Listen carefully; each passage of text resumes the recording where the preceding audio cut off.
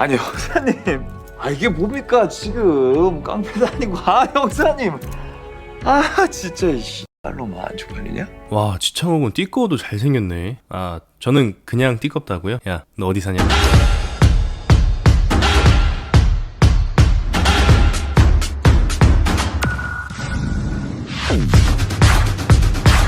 뚠뚠가보이다 뚠뚠입니다. 오늘도 돌아왔습니다. 지창욱 주연의 디즈니 플러스 액션 느와르. 시작하기에 앞서 제 채널 처음 보시는 시청자분들께 말씀을 드리면은 극티의 관점 콘텐츠는 다분한 병맛과 INTP A인 저의 관점이 다분한 타 영화, 드라마 채널과는 궤를 달리하는 색다른 콘텐츠라는 점 유의해주시고 재미로만 시청 부탁드립니다. 그럼 바로 갑시다. 구독과 좋아요는 아주 좋았어! 첫 번째, 극중 장기철과 임세민은 근사한 레스토랑에서 과거를 회상하며 오붓한 시간을 갖습니다. 너무 비싼 데 온 거 아니야? 좋은 거 먹고 기운 내야죠. 그러면서 과거의 약속을 지킨다면 냅킨에 그림을 그려 건네죠. 이젠 약속 지켜야죠. 이런 말씀드리긴 못하지만 이 정도 그림 실력이라면 이건 도전장이라고 봐야 합니다. 저와 비슷한 혹은 저보다 못하는 그림 실력을 가지고 있죠. 흡사 괴짜가족 혹은 이토준지의 그림과 개를 같이 합니다. 그림을 받은 임샘의 표정을 보시면 당혹감이 사라지지 않죠. 조롱 혹은 모욕적이기 때문입니다. 아마 그림 뒷면에는 장소와 시간이 적혀있을 것으로 추정됩니다. 계급, 친분 다 떼고 다이다이 뜨자는 두 번째, 극중 장기철과 지창욱을 미행하는 형사들이 나옵니다. 바빠?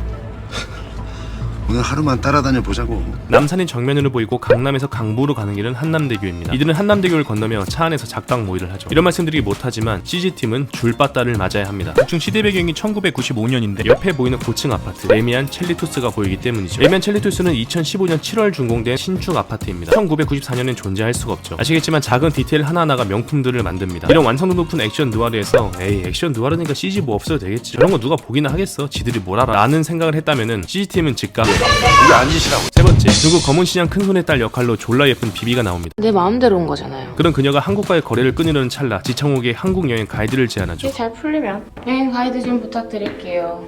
이런 말씀들이 못하지만 불법도 잘생기면 더 잘 됩니다. 사람의 뇌는 본인의 판단하기에 예쁘고 잘생긴 사람을 만난다면 내 뇌의 피질 내에 보상 시스템이 활성화됩니다. 이는 쾌감을 느끼게 하는 부분으로 세로토닌과 도파민 같은 호르몬을 분비시키죠. 옛말에 잘생긴 놈 떡 하나 더 준다라는 속담이 있듯이 불법 일 하는 잘생긴 사람한테는 약 하나 더 주고 주사기 놔주.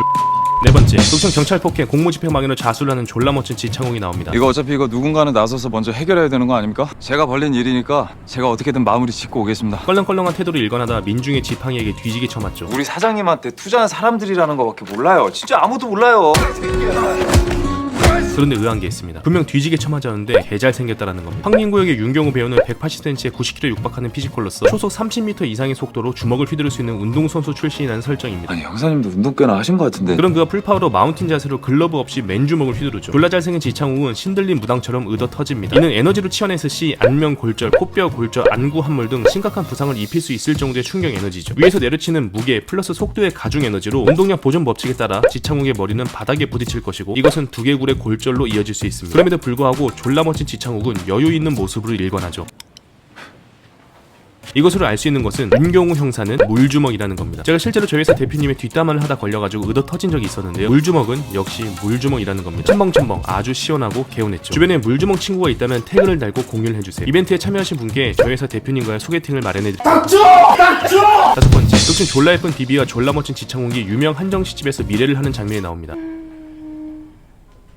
맞춰봐요. 깨진 신뢰를 원상복구하는 지창욱과 깨진 신뢰 때문에 더 이상 거래를 할 수 없다는 비비의 숨막히는 심리전이 아주 일품인 중요한 씬이죠. 그런데 의아한 게 있습니다. 밥 먹으러 가자고 해놓고 한 젓갈도 안 먹고 다 남긴다라는 겁니다. 상에 깔린 반찬의 개수로 어림잡아 봤을 때 1인당 국과 밥, 반찬, 데친 요리, 튀김 요리, 메인 요리, 고기 요리, 사시미 등 개수로만 따져봐도 18접 반상 이상의 버금가는 진수성찬이죠. 광화문에서 유명한 한정식집인 온지움 레스토랑 기준 인당 22만원 정도의 가격을 합니다. 더 슬픈 건 포장이 안 된다라는 거죠. 극중 중국 부호의 딸 역할인 비비는 키 168cm 48kg으로 알려져 있습니다. 이런 풀코스 한정식 미슐랭 맛집에서 입에도 안 대고 포장도 안 하는 걸로 봐서 유추할 수 있는 것은 말라깽이는 다 이유가 있다라는 겁니다. 부럽다. 여섯 번째, 극중 팽당한 정배와 정배를 치기 위한 서부장이 엘리베이터에서 아가리 파이팅을 하는 씬이 나옵니다. 편하게 좀 가자. 서부장은 정배에게 이런 말을 하죠. 아니 돼지 새끼야, 그렇게 편하게만 살려고 하니까 이 살이 찌는 거 아니야. 이런 말씀드리기 못하지만 정말 죄송합니다. 저 또한 편하게만 살고 싶어서 살이 쪘습니다. 그런데 한 가지 변호를 하자면은 사람은 누구나 편하게 살고 싶어 합니다. 서 있으면 눕고 싶고 누우면 자고 싶은 게 사람이죠. 보리밥 먹다 쌀밥 먹고 쌀밥 먹다 반찬 먹고 반찬 먹다 고기 반찬 먹고 삶의 질을 향상시키기 위해 누구나 목숨 걸고 노력을 합니다. 어느 정도 궤도에 올라오면 사람은 살이 찌죠. 먹고 살기 편하기 때문입니다. 조선시대 백성들의 사진을 보시면 다들 삐쩍 말랐습니다. 먹고 살기 힘들기 때문이죠. 제 채널 시청자분들 중 하루 2시간만 자면서 버스와 전철 안 타고 오롯이 걸어서만 출퇴근하신 분들 계신가요? 폭사와 야근, 강력한 신체 향상에만 집중하신 분들이 계신가요? 없습니다. 고로 살은 그냥 찌는 게 아니라는 거죠. 돈이고 노력이고 시간을 투자해서 살이 찐 겁니다. 꼭 마른 사람들은 뚱뚱한 사람은 게으르다, 운동 부족이다 이런 표현을 가지고 계신데 정확해요. 7번째, 극중 정배가 선을 넘어 기철이와 갈라서는 중요한 씬이 나옵니다. 우리 조직이 계속 이상한 일 생기는데도